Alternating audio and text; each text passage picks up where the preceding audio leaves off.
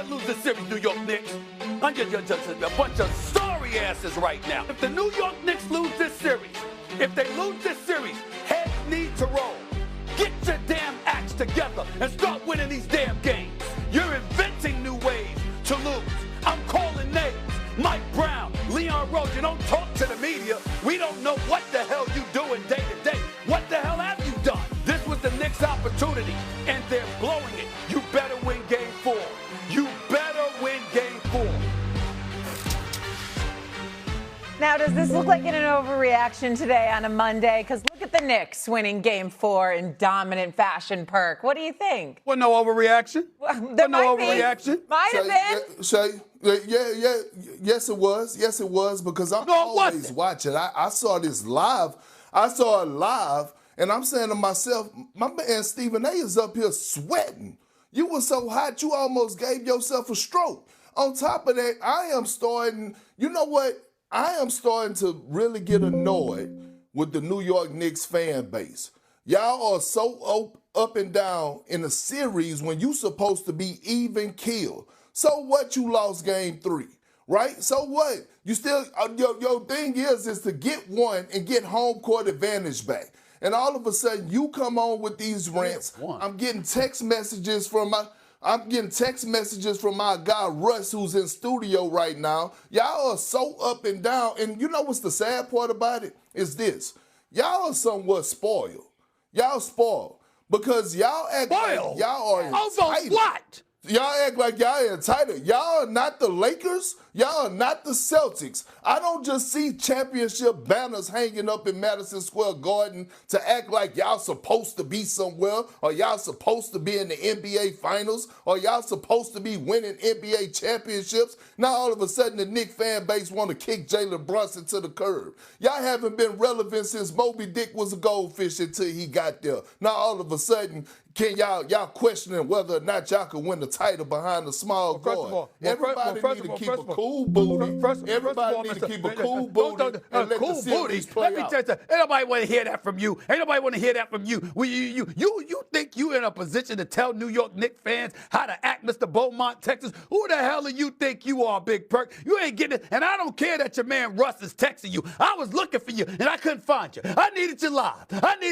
Damn it, but you were too busy because you got so many jobs. You're all over the damn place. I couldn't find you because I'd have gave you that same damn energy live and in person. Listen, here's the reality of the situation. Nobody with sense is talking about getting rid of Jalen Brunson. We know how great he is. We know how phenomenal he is. We appreciate him. We appreciate Cat showing up and listening to you, Big Perk, in terms of Mike Brown getting him more involved. The brother had a triple-double. We happy about that. Was it you telling them to get more involved? Was it you on the Knicks like back pockets talking about what they weren't doing and how they needed to do it? Wasn't it you that sat up there and said Atlanta shouldn't be that tough of a series, but it was a tough series? They up 2-1 and on the verge of going up 3-1 on the New York Knicks because they couldn't close the deal in Game 3. That was you talking about that too. So don't act like leaving us out on the island like you some innocent bystander hiding behind the bushes, nowhere to be found. You couldn't hide behind the Berlin Wall. That ain't gonna work. We all understand what the hell was going on with the New York Knicks.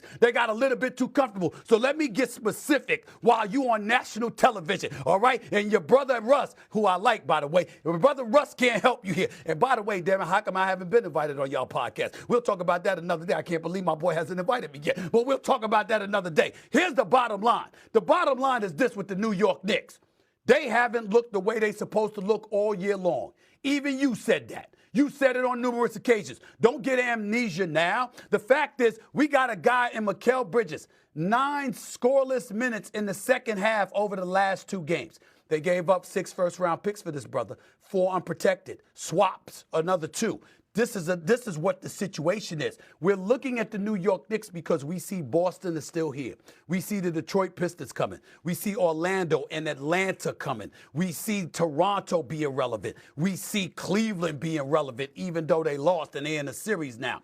We see all of this happening. And the New York Knicks that were in Game 7 of the Eastern Conference semifinals a couple of years ago. Game 6 of the conference finals, 2 games away from the NBA finals last year. They changed their coach. You understand? You already a guy gotten Mikal Bridges the summer before. You know you could have had Giannis if you didn't give up all of those assets. So we're looking at the New York Knicks and we're asking, how are you going to get better? How are you going to position yourself to legitimately compete for a championship with the assets that you've given up? Leon Rose, up until that point, did an outstanding job. But I'm telling you right now, if the New York Knicks end up getting bounced out early, we're going to be looking at some of the moves that they made and what they didn't do and how much they gave up and for what. Mikal Bridges is key. Because in the end, even though you may not require him to win this series, you certainly need him to play better and produce more than he has to validate the deal that they made for him. That is the reality of the situation. Look at those numbers right there. Is that what you expect from a cat that you gave up 4 first-round unprotected picks for, bro? And the reason why Jalen Brunson is getting some heat, and it's the only reason I think he deserves some heat, is because, no, he was not in the negotiating room. No, he was not on the phone with the Nets. Yeah, he wanted his boy and all of that stuff. 5 years, $270 million. He was in position to sign. He signs a year earlier, saving the Knicks $114 million. Go ahead and get Mikal Bridges. Give him his $150 million. We don't care about that. That's cool. It's the fact, Big Perk, that you gave up all of those first-round assets. Do you know what the New York Knicks could do if they had some of those assets? And if you're Jalen Brunson, the face of the franchise, you don't let them do. You say to them, yo, don't give up that much. Don't do that now. That's all anybody is saying. That's why we're looking at the Knicks. That's why we got trepidation. And that's why I'm very proud they handled their business the way that they did. Because how they handled their business is how they were supposed to handle their damn business. And I'm going to take some credit for it. Because I don't know if they would have done that had I not gotten in their ass. And that's the bottom line. That's how I feel about it. This is the playoffs. It's all about adjustments. We have seen that from one game to the next. They got comfortable, man. They got comfortable, Shay. That's what it was. It looked like they got pretty comfy in Atlanta with all those Knicks fans down there. Coming from Texas, talking about how New York Knicks fans supposed to act. Who are you? You don't get to do that, Big Perk. You from Texas. This is New York City, baby. You from Texas. It don't work like that. We ain't flowing like that. Period. Perk's been on some winning teams now. I think he's qualified to talk about what it takes to win. He's qualified? No, though.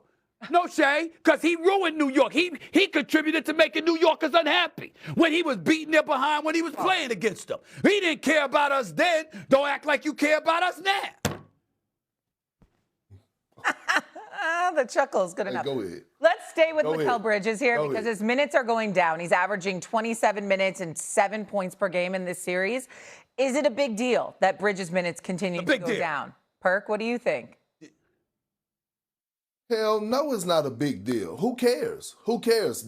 You're at the point now, I'm over the whole Mikal Bridges and they gave up 6 first-round picks for unprotected. I'm over all that. You're at the point of the postseason where it's facts over feelings. See, Stephen A is still in his feelings because he's a diehard Knicks fan. I'm going to give you the facts. If you're not playing well, you sit your ass down. This is why the Knicks went loaded up and got deeper. This is why they went got more depth, because iron sharpens iron. Okay, if you're not cutting it, we're going to bring in McBride. Like we saw in Game 3, although the Knicks didn't win the game, but they closed the game with McBride. Okay, if you still not coming out and you're producing, we're going to give you